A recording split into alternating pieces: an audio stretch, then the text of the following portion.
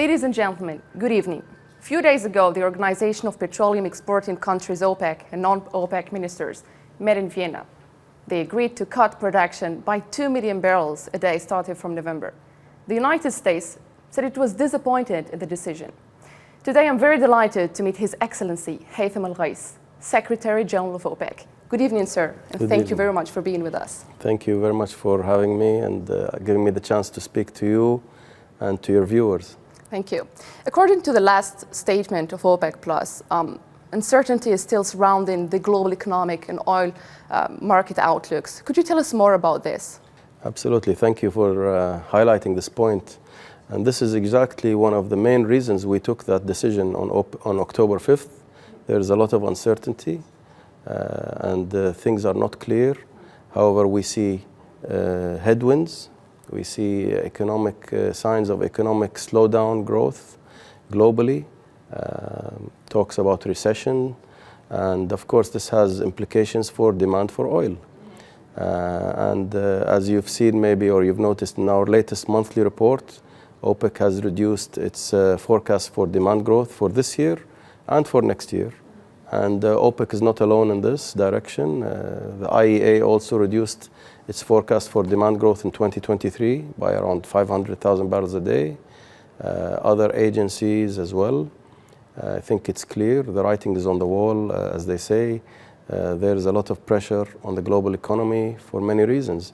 OPEC's decision, or OPEC Plus's decision, was taken unanimously by the 23 countries after thorough evaluation of all these fundamental parameters I just highlighted. And it was viewed that we should be proactive. We should not wait. Of course. And our objective is always to balance the market and keep the market in a balanced state. How do you expect technical reactions of the global oil market to the last decision taken by the OPEC+? The reaction has been, from a technical point of view, it's been taken well, we believe. As I said, there is a lot of factors that we see putting pressure on demand, including, for example, the zero COVID policy in China. We've seen that having negative impact on oil demand.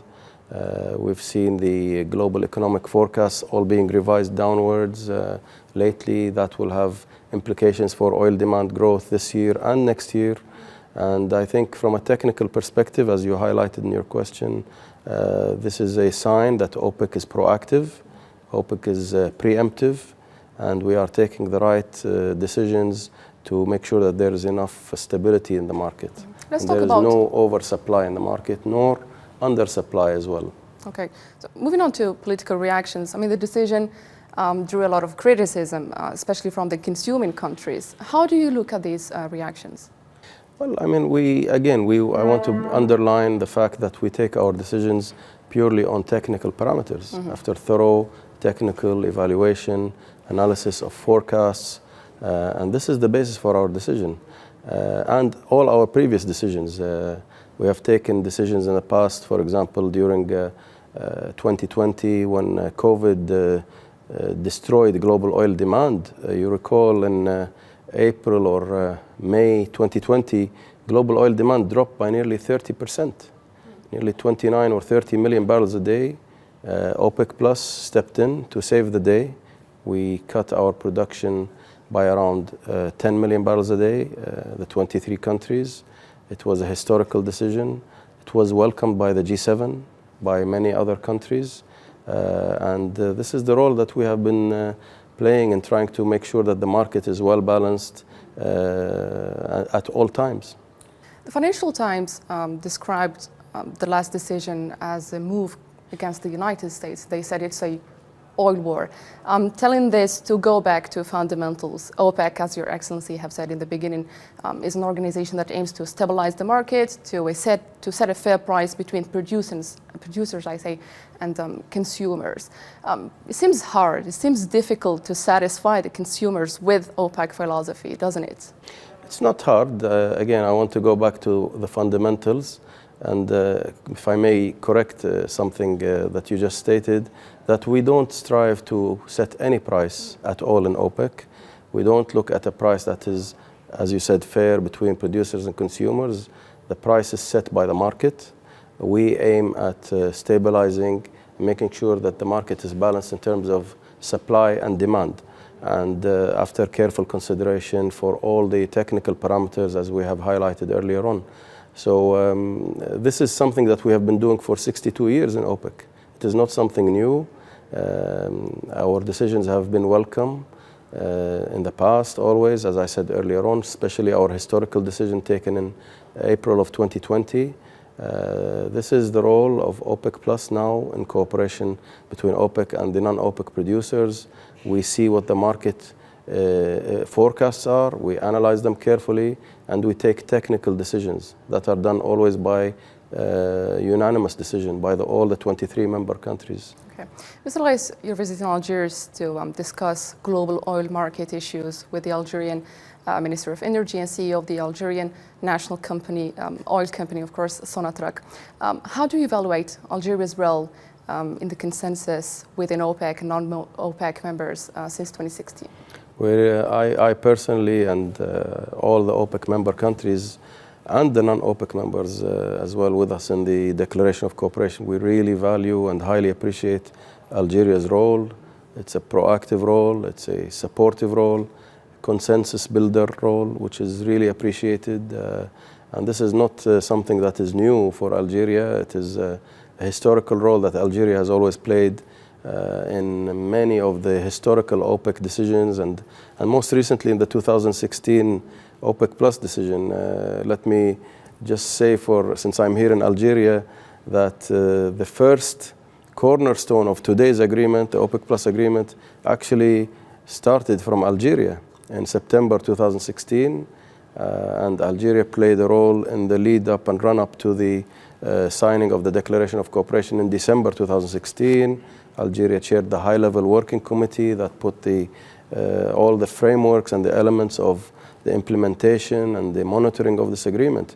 These fundamental elements that Algeria has placed and put into place are still being used and very effective till this day, 7 years on almost. So really Algeria's role is great. And regarding our meetings today, I had great meetings with my brother, His Excellency Mohammed Arqab, my brother, Mr. Tawfiq Hakkar of Sonatrach, the CEO, and the executive team and the management of Sonatrach and the officials at the ministry, not just to discuss OPEC Plus and OPEC and the oil markets, but also to explore the role of Algeria in meeting future energy needs globally in terms of oil particularly, but also in terms of gas.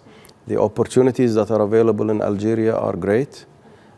Significant opportunities for development of oil reservoirs and reserves. The new petroleum قانون المحروقات in Arabic, which is the law, the legislation, the new legislation in Algeria for the opening up of the sector to allow foreign investors, to attract foreign investors to come to Algeria, is a great move.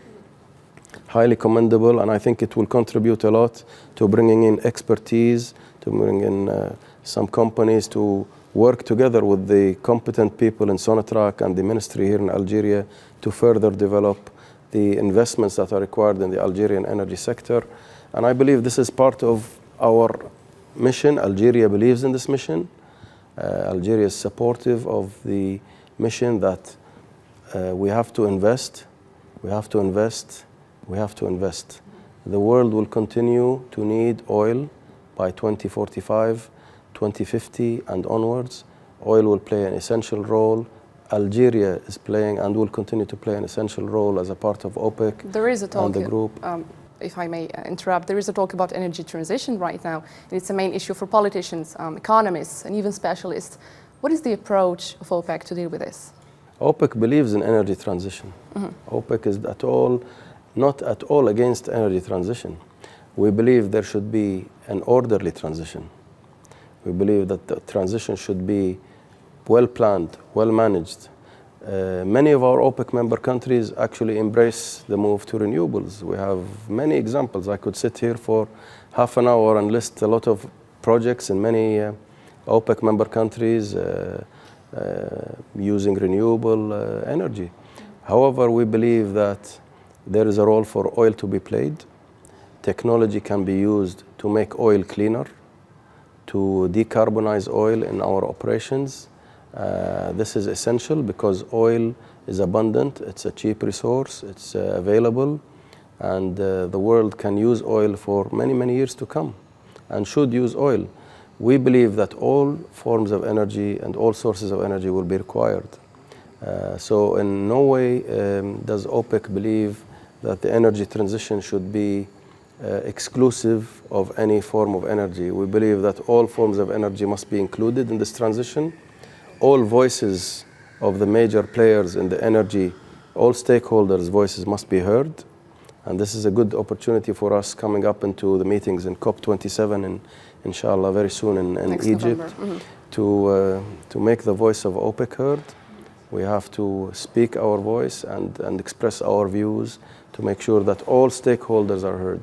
Let me remind people that we're talking about energy transition when we have in this continent alone, and I'm in Africa today, over 600 million people who have no access to even basic electricity. And if you add that to that, there's a bigger number even of nearly 900 million who don't have access to clean cooking fuels. And this is something that OPEC is not in favor of. We are against this. We believe that everybody on the planet must be included in the transition, and everybody's requirements must be catered for and taken into account as we go through an orderly and just and inclusive transition. Your Excellency, thank you very much for being with us on All 24 today. Thank you. Well, this marks the end of our debate. Thank you for watching and goodbye.